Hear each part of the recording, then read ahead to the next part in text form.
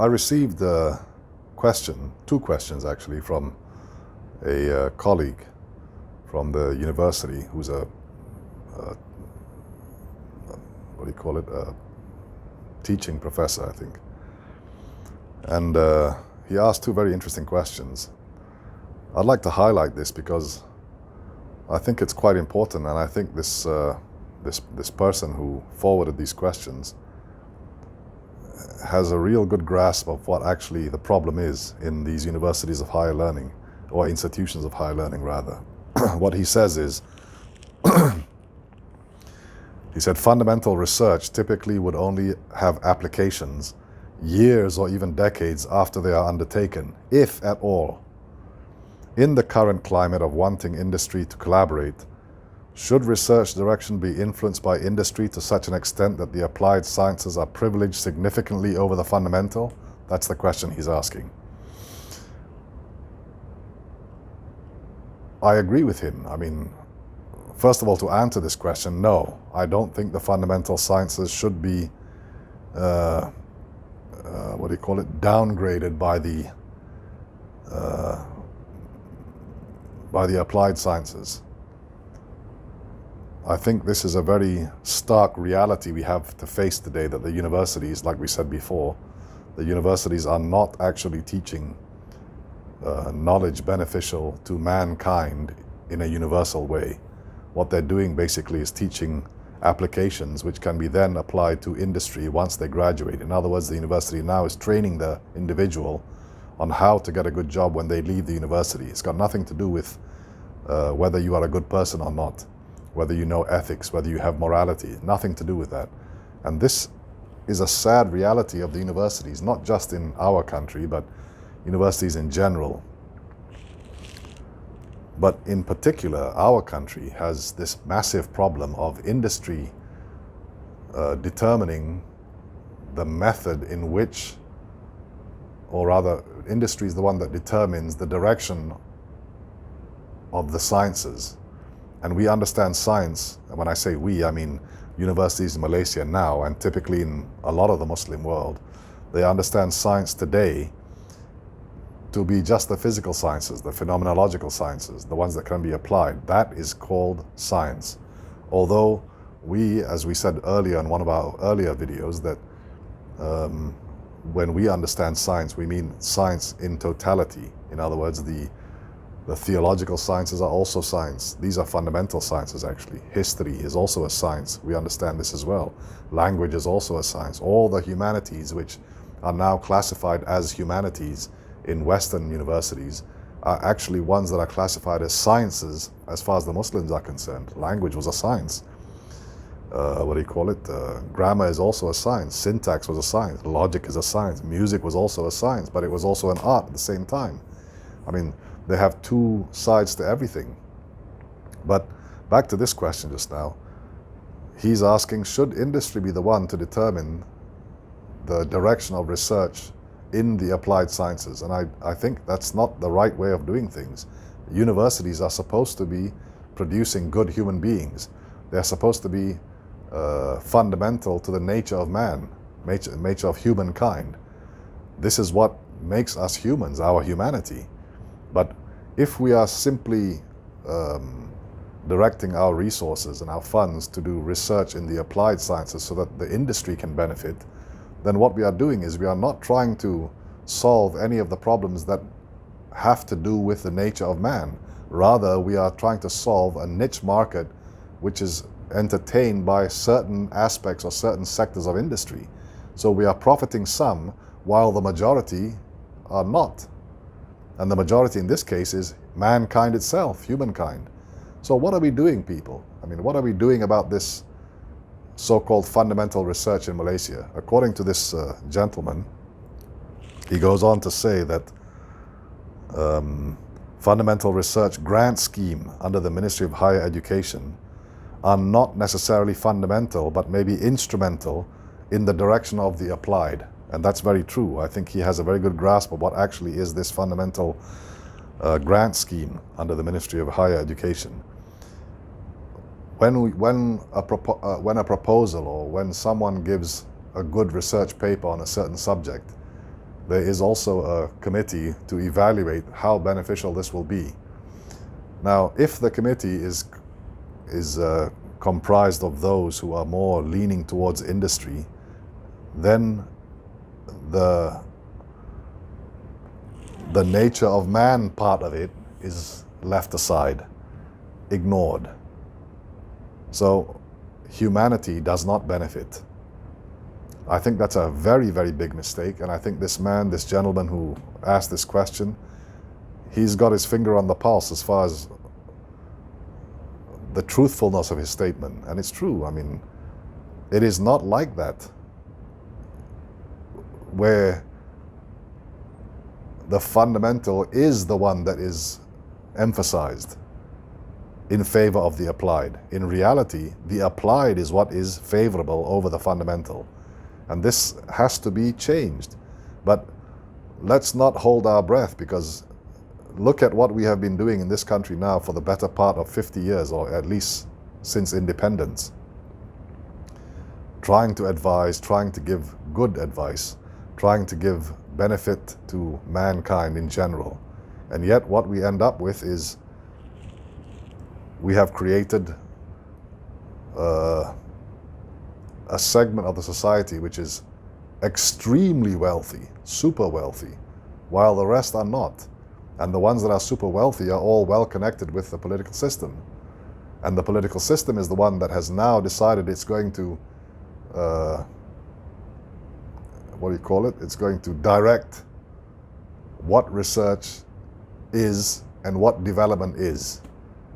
And this kind of direction, if it is not based on knowledge and it is based on ignorance, then what you're going to end up with is a society like we have today, one which has very little ethics, one which has very little moral compass, one which does not understand akhlaq at all. And then we can talk about these kind of things as if they are part and parcel of the constitution of a country, of a sovereign country. And that is really the furthest thing from the truth, in my opinion. And therefore,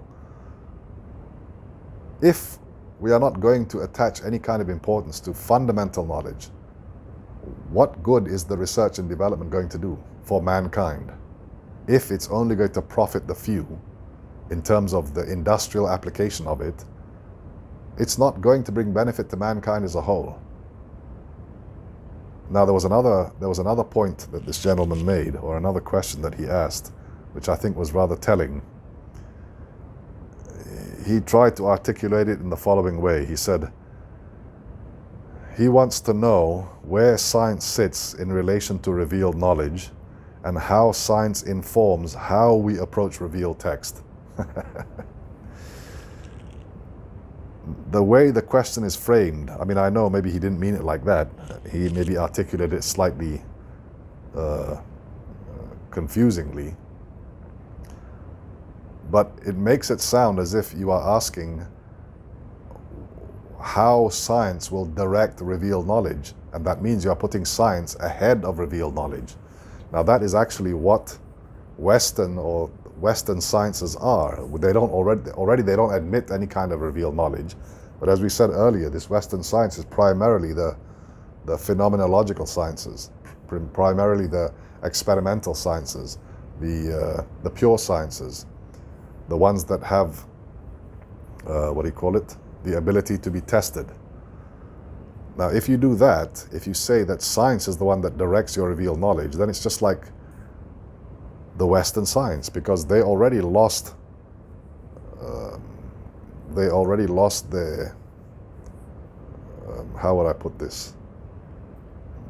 Their trust in their revealed knowledge, because it did not sync with the sciences, or what science was telling, or what experimentation was saying about this so-called revealed knowledge. And therefore they became a little bit disenfranchised with the revealed knowledge, because science had proven it to be otherwise. And therefore, gradually, they started discarding revealed knowledge and making it separate from the sciences itself, because revealed knowledge to them perhaps was more metaphysical, whereas the The sciences was more physical, as we said just now, phenomenological sciences. And therefore, gradually they start pushing the revealed knowledge out of the equation. Now in doing so, science then took the place of revealed knowledge. Science then took the place of God. It was science that was like God-like. And chiefly, if you look in the sciences today, when we look at astronomy, astrology, astrophysics, these kind of things, they seem to be more and more impressed with the phenomenological rather than with what we would say the creative activity of Allah, the sunnatullah. Because as you remember perhaps, the theology which was practiced by them posited God to be somewhere outside. Whereas for the Muslim, it was not like that. They also posited the fact that he had to be far away, and therefore he had no knowledge of the particular. He only had general knowledge. But now, today, with all the technology and all Western advancements in astronomy and physics and science and things like this, they are discovering that the universe is not simply restricted to our galaxy, that there are millions and hundreds of millions of other galaxies apart from ours, and therefore it's extremely vast. And so now they are thinking, in that case, where is God? Because he must be really far out there, and if he's that far out, how would he know you, the particular? And then when you discover even further and further and further that space seems to be infinite, where is he then, if space is so infinite? And I mean, this is the kind of thing, because science has become so impressive that it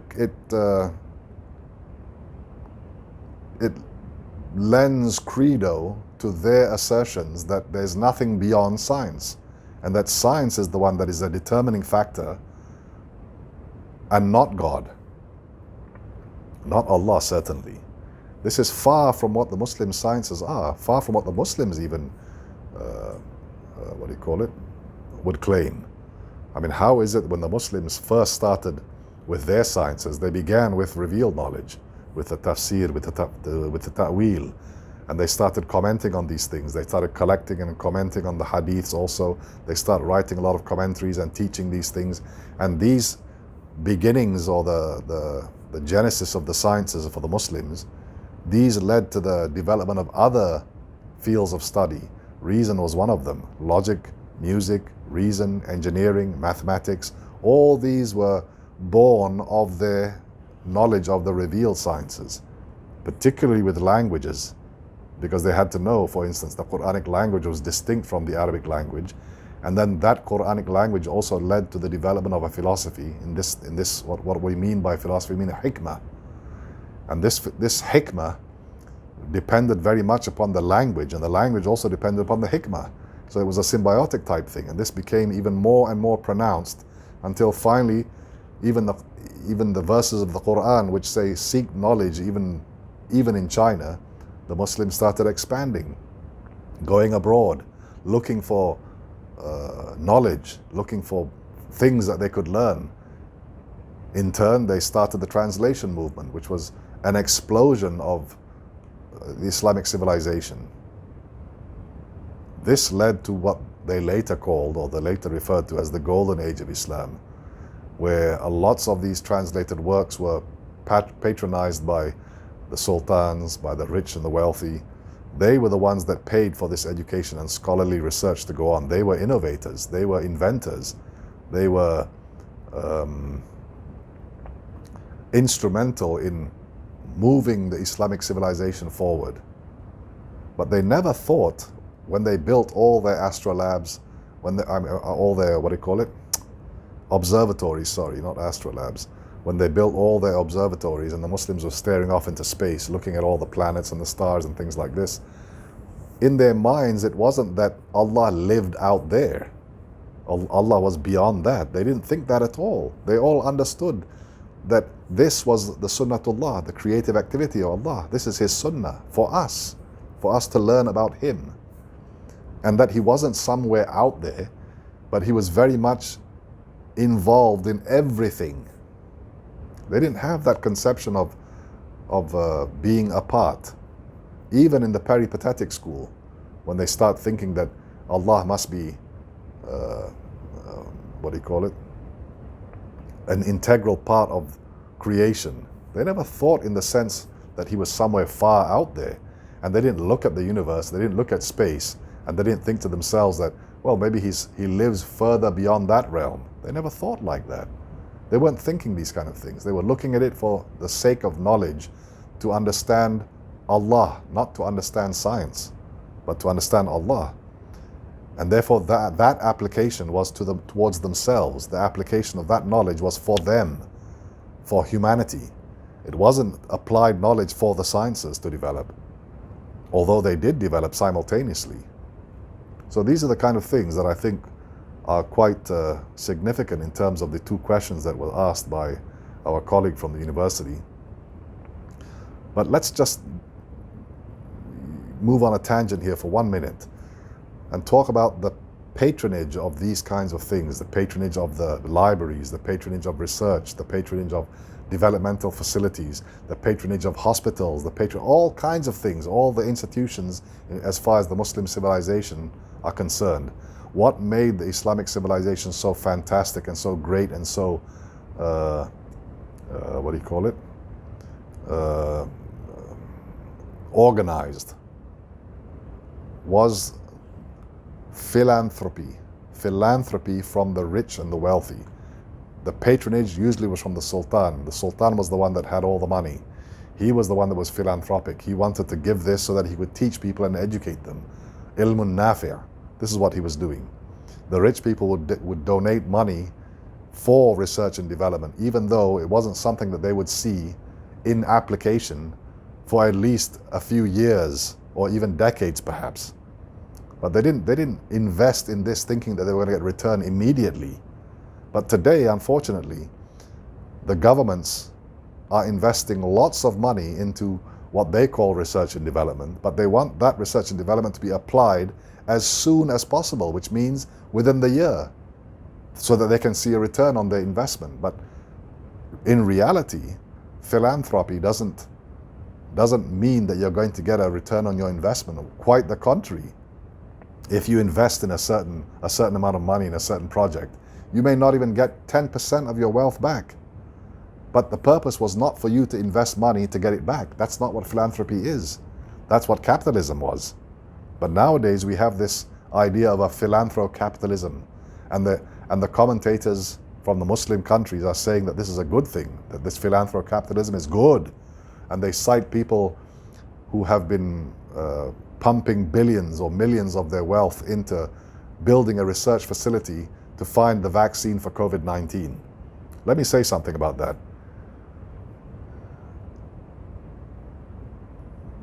The technology used to find the vaccine that's being used today, this revolutionary technology, which uses the messenger RNA technique, I don't think that this would have never seen the light of day without COVID-19, without the urgency that we have today to find a cure or to find a vaccine for COVID-19. This would never have happened.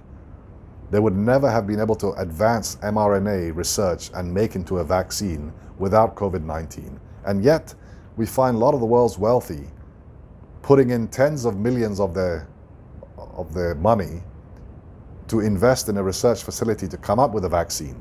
And they call this philanthro-capitalism because they intend to see a return on their investment.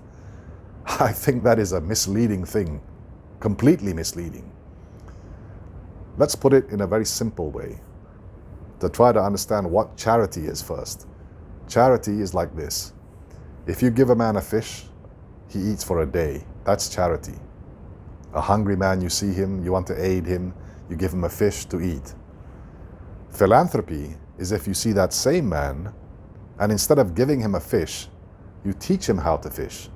Now, because of your investment in teaching him how to fish, he doesn't have to go hungry. He can eat whenever he wants to because now he knows how to fish.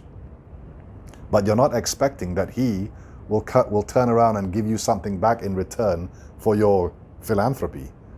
You're not expecting something in return. Unlike in the capitalism, you are investing in something in order for you to get something in return. And what you get in return, preferably, is more than what you invested. Now, if the world's wealthy are talking about philanthrocapitalism, which I think again is a misleading thing, you are investing a certain amount of money into research and development to find vaccine for a particular virus. But that vaccine then will be marketed the world over so that you can make your money you can make a return on your investment. Not just that, but you also want to make a profit. And not just a small profit, but a huge profit. And that's what's happening now, because it's a pandemic. What happened to the viruses before this? How is it these people, you never heard of philanthrocapitalism before this when you start talking about the AIDS virus? Why is there no vaccine for that? Why is it you haven't heard about a vaccine before for the Ebola virus? Where is the philanthrocapitalism for that? There was no research and development set up for that. And here in our country now, in Malaysia, when we talk about research and development, the money for that is being used for what? We are using a great deal of money to buy a vaccine which was manufactured and researched and developed by somebody else, not us. And when we, and I'm saying we in terms of myself as well as scholars like me, who ask for research and development grants from the government, not in the billions, but in the millions, to go and ask them to give us this research and development grant so that we can do research and development in something which will benefit humanity as a whole, we are being rejected. Where is the philanthrocapitalist on this? He's not going to give money to us, of course, because there is no possibility that he will see a return on investment in terms of cash. Whereas for us, this kind of investment is not investment where we expect to have a return in the fiscal sense. Our return is in the humanitarian sense. This is what we intend to do. So where are they? Where are our wealthy? Where is the money that they are going to invest in us? No one is giving us a dime.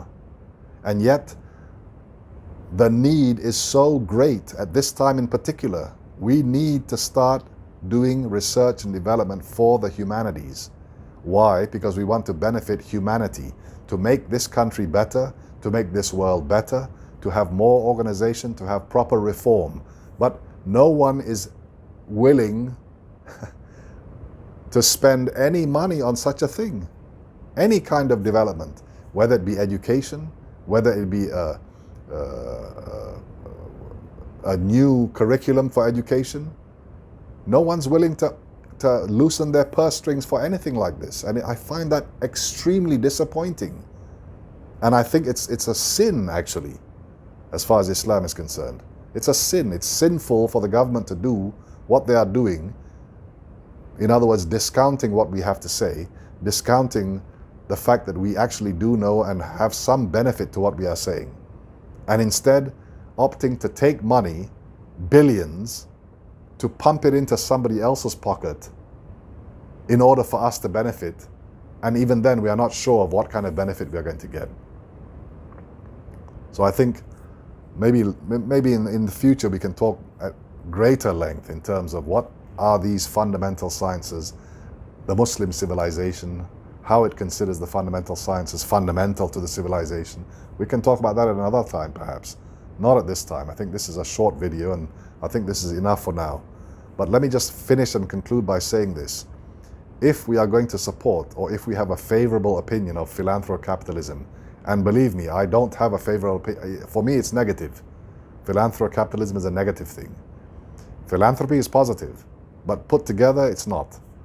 But let's just say that we have this, and let's just say that there are those philanthropists in Malaysia who want to do some good. Then do some good. Don't just simply say you're going to do good. Don't just simply say you have lots of money to invest, and yet you want to see what your return on investment is going to be in monetary terms. That's not going to happen. We are working for the sake of the human being, for humanity's sake, for the sake of Allah, fi sabilillah. And if you have all this wealth, you should be thankful that Allah has allowed you to have this wealth. And therefore, it is your duty to share a little bit of it with something that is good, that will bring some nafi' to you, some benefit to you. Thank you.